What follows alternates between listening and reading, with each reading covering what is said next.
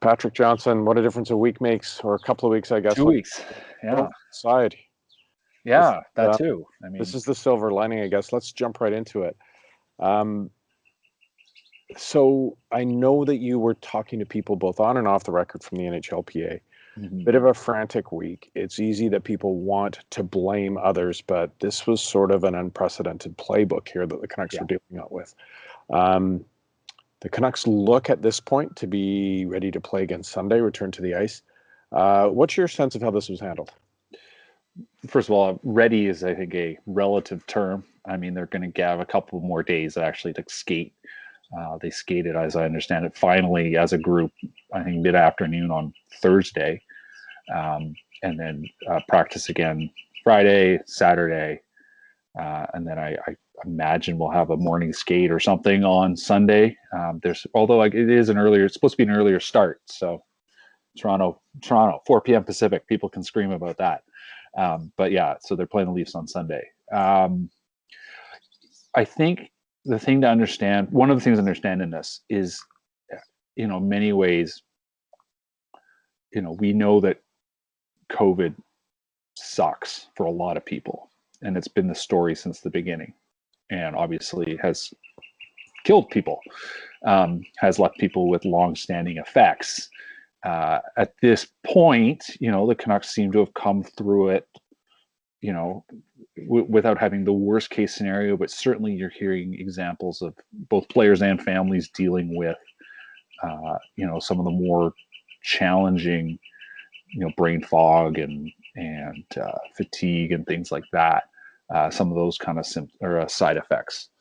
And, so that's going to affect, I think, who's healthy when. I mean, players have come off the list, but it's clear that players aren't feeling well, even essentially having been cleared medically.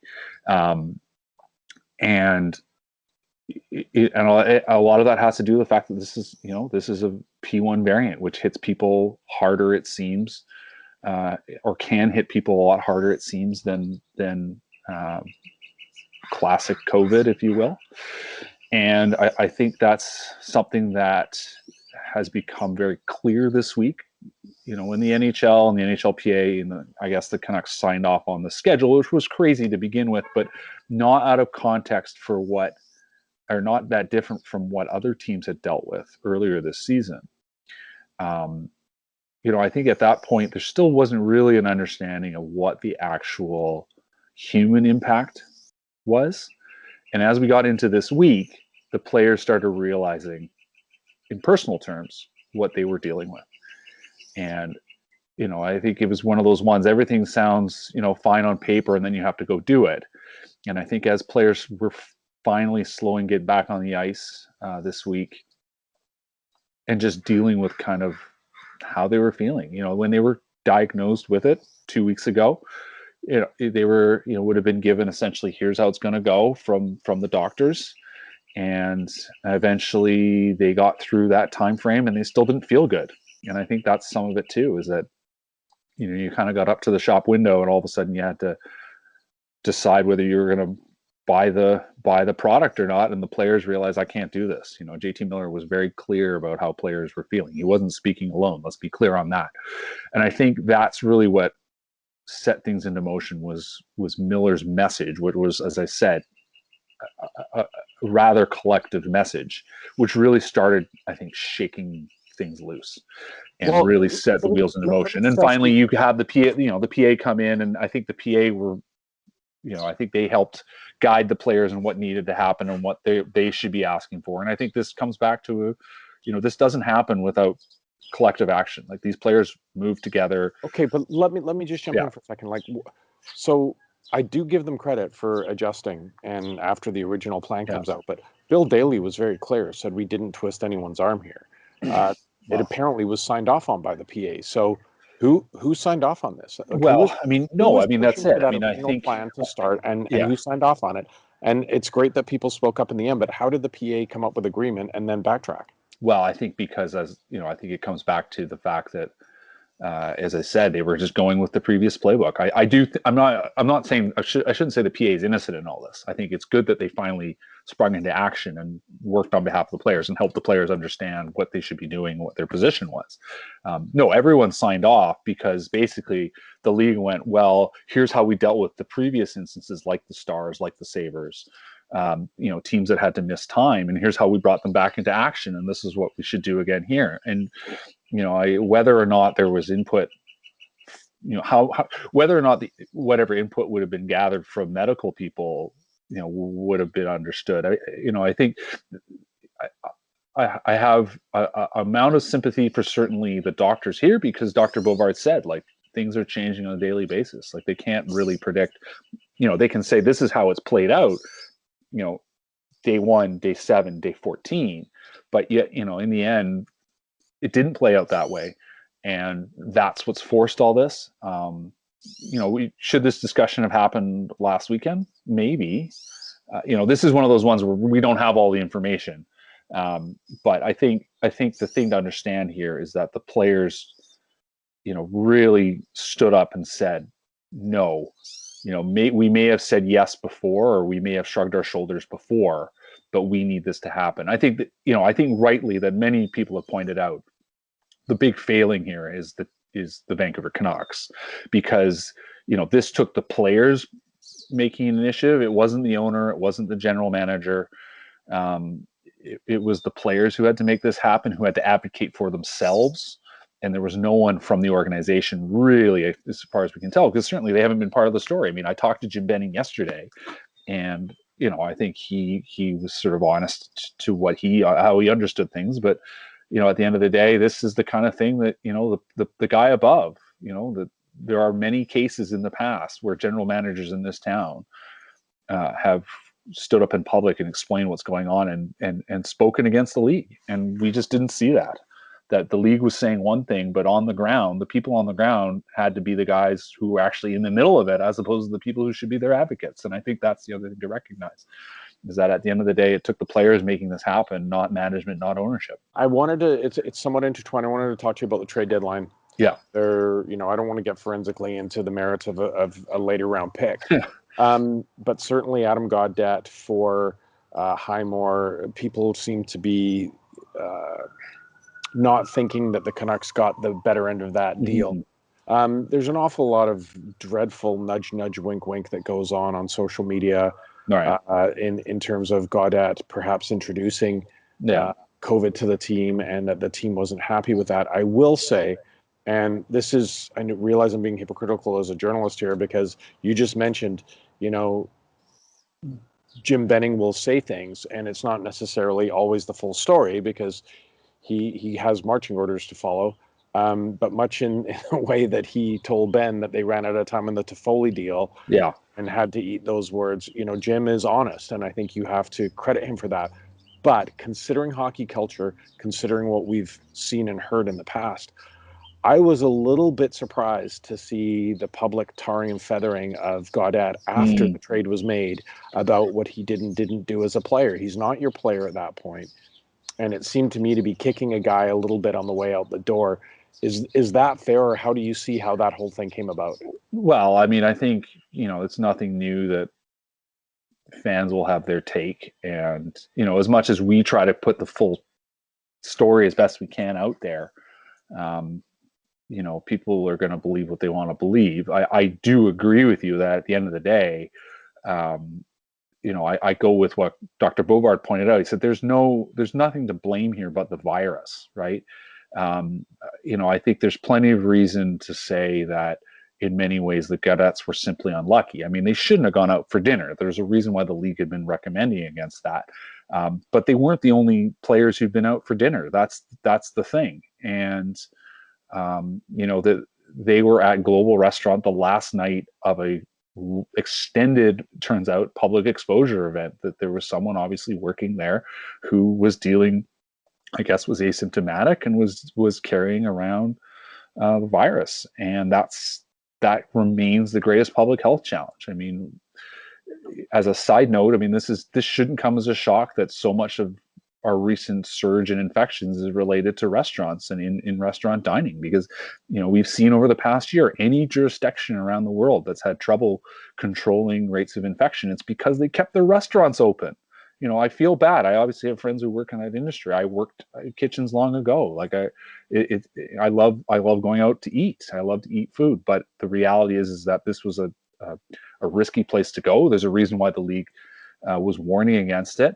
So, I mean, in the end, yeah, Adam Gaudette was the reason why the Canucks got sick. That is true. But in the end, it was a case of circumstance more than anything. Like it wasn't, it could have been someone else. And fair enough, but then this, he wanted to be higher up the lineup, and we didn't see the two-way that we like. That's a little bit unusual when a player's on his way out the door. Yeah, I mean, listen, I think I've been pretty clear. I think there were things to like about Adam Gaudette as a player, but there have been obvious concerns about his style of play. I thought he was, I mean, they've been trying to trade him for a year. I think I've been saying that, they've been, or at least they've been willing to for a year. So in that sense, as a hockey sort of judgment, that was no shock. The circumstances obviously color it all, and people are going to have emotional reactions. That's reality. I don't think it's the right reaction. I think the thing to understand was, at the end of the day, Adam Gaudette was a player that the Canucks had been looking to move for a while. Did they, get the best value for him? I mean, Matt Highmore sounds like he's a hardworking guy. Great. But he's clearly not anything more than a fourth liner. So, is that the return you really want to get for a former prize prospect, given that, there's also been conversations about Jake Virtanen and what his value might be and what they're afraid of. Well, you're telling me that you're afraid of Jake Virtanen turning into Cam Neely, and you're not afraid of Adam Gaudette turning into Cam Neely. I don't think either player is going to turn into Cam Neely, to be clear. I would have traded Gaudette last year when I think, that there was still a bit of shine on him, as opposed to people realizing he maybe has flaws in his defensive game. But to sort of dump on a player, well, thank goodness he's finally gone, it's revisionist, and it's not, it's not where things were. I mean, it's not a case of, I've never wanted to say, well, he's on the team, so you have to cheer for him, right? But it's just like, if you like the guy yesterday, why don't you like him today? That's not how you make a judgment on a player. At the end, the player's been traded. He, I think brought some fan enjoyment for quite a time. Obviously, was one of the more outgoing people, at least in terms of his willingness to engage with fans online and playing video games and things like that, especially in this difficult year. I think at the end of the day, it's like these things happen. Players get traded. It's a bit like the Troy Stecher thing. People dump on Troy Stecher, and you're like, but he was a fan favorite. Like, what's that about? People have dumped on Markstrom and Tanev, and I just don't. Yeah. You're begrudging someone signing elsewhere for more dollars, and that's fine if you don't believe they should have committed term and money to a guy at this age. Like, why do you begrudge them getting more money? They put their bodies on the line. Certainly, both those guys did for the Canucks. Let's just finish up here, though. Now, I'm sure you, amongst with many others, are relieved that we'll actually have games to talk about. But yeah, what kind of games are we going to see? Would you be surprised if certain players, we're hearing that Quinn Hughes was hit exceptionally hard by the virus versus some of his teammates? Pettersson still injured. Yeah. People are sort of acknowledging that, playoffs are like beyond a pipe dream at this point. JT Miller himself said that, right? Yeah. So what kind of team do you think we'll see in these last games? It's going to be tough, I think. And sorry, what do you think people should watch as well? Like, can you, if they're giving some prospects a name or younger players, what do you think people should be paying attention to? Yeah, just before we started recording here, oh look, a crow has just hopped in to listen to what I have to say. It sounds like Jack Rathbone is going to be called up. He'll obviously have to do the working quarantine. He gets to sit in a hotel room for a week, and then he'll be able to get back on the ice. So Jack Rathbone is someone I think that will be a player to watch. It's hard to say that this is going to be anything but an exhibition tour for the remaining however many games. I mean, the schedule is supposed to be 19 games. We'll see if they actually end up putting that many down on the list. We're recording before they've officially announced the rescheduling of the Canucks season. It's going to be, I mean, there could yet, I don't know if it's going to happen. I think there could yet be a player or two that decides to opt out. We know that, there's a few players obviously with young families. As someone who has a young family, I can understand, I think, a little bit how they're feeling, although thankfully I haven't had, touch wood, I haven't had to deal with COVID in my family. But yeah, so you wonder if maybe there's a player or two that may not finish out the season just for sort of personal reasons. We're obviously going to see, Jordy Ben is out, Adam Gaudette is out, Highmore's in, Madison Bowie's in, but I think the odds are we're going to see a lot of, sort of faces that we've been wondering about. They really, I think, need to. I mean, they got a bunch of games out of Mark Michaelis. He maybe skated fast. He was me. I mean, I've been the one who's been an advocate of his, but perhaps has been a bit disappointing, I think, to be honest. But you'll maybe see more of a guy like that. Maybe we'll see, like I said, Rathbone's coming in. Maybe we'll see some more Brogan Rafferty. I mean, it's sort of trying to see, okay, there are some guys that are maybe fighting for positions. It's a little bit like, the insanity of the NFL preseason, where it's just all guys trying to hit people as hard as they can to try to impress the coaches to win the last spot on the roster, which, maybe isn't the best thing for safety. But then again, how intense are these games going to be? I think that's going to be the hard part in all this. I'll tell you this: I'm far more interested in watching an extended Young Stars tournament, if you will, than watching a bunch of veterans play out. Yeah, we'll see. We'll see. I mean, Elias Pettersson, will he be back? I think that's a thing to wonder about, just because of, we think it's a wrist injury or a hand injury. Is there something that's just worth resting there? Is it really worth coming back and putting that on the line? You want it, in the end, you got to be thinking, I mean, I've forever been talking about, you got to make sure that next year is your focus and you're setting things up for next year and the year after. Well, I mean, if the health of your superstar number one center is a question, there's as big a reason as any. There's also a cap space argument for keeping him out as well, because at this point, he's only, I think, hit one bonus. So, you could save yourself a bit of money from that standpoint. Not that necessarily they'll do that. I think they'll want to. If he can play, they're going to play him. I think that's kind of how this I'm not thinks. sure he'll be thrilled about that as a reason for not playing either. Yeah. So anyway, we'll see.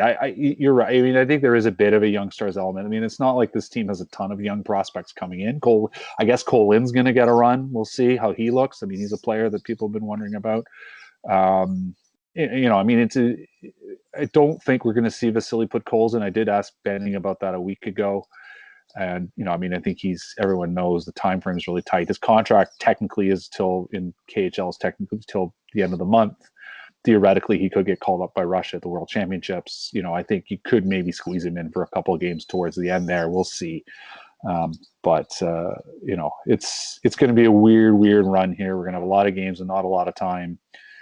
And, there's going to be, there's also just going to be injuries. Like, it's just going to happen. It's inevitable. If they're going to really try to play this many games in the window they have, we knew going into it is going to be tough, and that hasn't changed. So great stuff, Patrick. We'll look forward to actually having games and on-ice stuff to talk about, but certainly number one for everyone's edification at this point has to be safety, not just of the players and the coaches and the people, but fans and everyone else. This is a pretty disturbing time with where we are locally here. So let's just hope that everyone does the right thing, that there are no long haul effects and everyone moves on.